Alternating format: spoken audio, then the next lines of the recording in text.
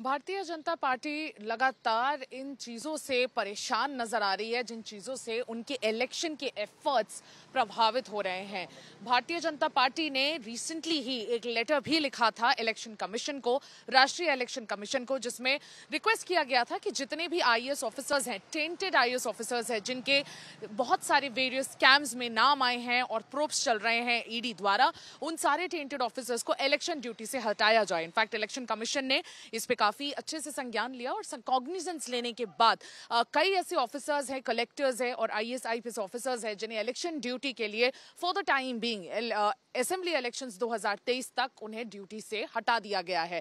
In fact आज मनसुख मंडाविया एक नई प्रॉब्लम लेके स्टेट इलेक्शन कमीशन ऑफिस पहुंचे थे और उनके साथ बाकी भारतीय जनता पार्टी के लीडर्स भी थे। मनसुख मंडाविया ने एक लेटर स्टेट इलेक्शन कमीशन को सबमिट किया है, जिसमें उन्होंने लिखा है कि जो स्टेट की मशीनरी है वो काफी ज्यादा इफेक्ट कर रही है कंडक्ट होने में। इनफैक्ट जो इलेक्शंस का जो कंडक्ट है वो अच्छे से होने नहीं दे रहे हैं। जितने भी अफसर हैं वो एक भारतीय जनता पार्टी के खिलाफ एक माहौल बनाने में जुट गए हैं और जितने भी कार्यकर्ता हैं वो जब झंडा इधर से उधर लेके जाते हैं तो उनकी गाड़ियों को रोका जाता है। तो पूरी जो मशीनरी है वो भारतीय जनता पार्टी को हराने में लग गई है और इसी के खिलाफ आज वो इलेक्शन कमीशन गए थे। इलेक्शन कमीशन जाने के बाद वो लेटर सबमिशन हुआ और उन्होंने बाहर आके ये भी कहा कि अगर स्टेट इलेक्शन कमीशन से इस चीज का सोल्यूशन नहीं निकलता है तो वो राष्ट्रीय इलेक्शन कमीशन तक भी जाएंगे। मैं आपको बता दूं, लगातार ये मांग उठ रही है भारतीय जनता पार्टी द्वारा कि जितने भी टेंटेड ऑफिसर्स हैं, मशीनरी को हटाया जाए, टेंटेड ऑफिसर्स को हटाया जाए। और इनफैक्ट मनसुख मंडाविया ने अपने उस लेटर में ये भी कहा है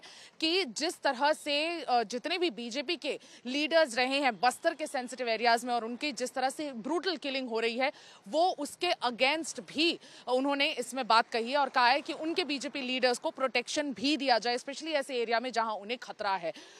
इस पे कांग्रेस ने लगातार इस पे निशाना साधा है। हमेशा से जब से बीजेपी ने ये कदम उठाने शुरू किए हैं तभी से कांग्रेस ने भी निशाना साधने में पीछे नहीं हटी है। आइए देखते हैं कांग्रेस ने क्या कहा। भारतीय जनता पार्टी छत्तीसगढ़ में चुनाव हार रही है और उसके नेता अभी से हार के बहाने तलाशना शुरू कर चुके हैं। ये पटकथा लिख रहे हैं कि हारने के बाद जनता को क्या बताना है, क्या बहानेबाजी करना है। केंद्रीय मंत्री आ रहे हैं, अधिकारियों पर दबाव डालने की कोशिश कर रहे हैं। जब अधिकारी उनके मनमाफिक, उनके दबाव के अनुसार काम नहीं कर रहे हैं तो चुनाव आयोग में शिकायत करके अधिकारियों पर दबाव बनाने की कोशिश कर रहे हैं। बेहद ही दुर्भाग्यजनक है कि भारतीय जनता पार्टी हारने की बौखलाहट में अलोकतांत्रिक कदम उठा रही है। हम भी चुनाव आयोग जाएंगे और भारतीय जनता पार्टी के इस कदम की हम शिकायत करेंगे। जी बिल्कुल, बहुत इंपॉर्टेंट है ये देखना कि मनसुख मंडाविया ने क्या कहा इलेक्शन कमीशन के बाहर आने के बाद। आइए सुनते हैं। भारतीय जनता पार्टी के नेता को डराने के लिए उसकी हत्याएं हो रही है। हत्यारा सार्वजनिक तौर पर चैलेंज करते हैं लेकिन भी उसके सामने एक्शन नहीं किया जा रहा है।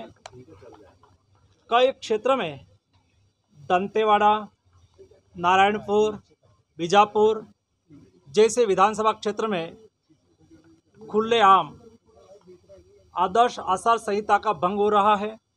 लोगों को डराने की कोशिश हो रही है।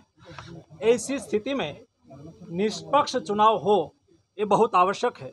आज हमने चुनाव आयोग में जाके हमारी बात रखी है।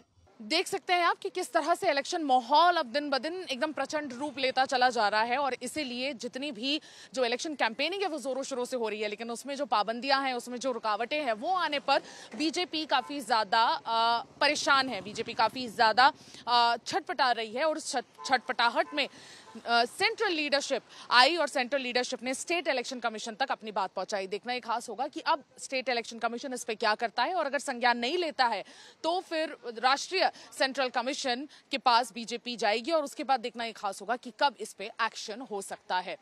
आज के लिए बस इतना ही। मुझे सुमी राजपुन और मेरे वीडियो जर्नलिस्ट राघवेंद्र पांडे को विदा दीजिए। चुनाव आज तक छत्तीसगढ़।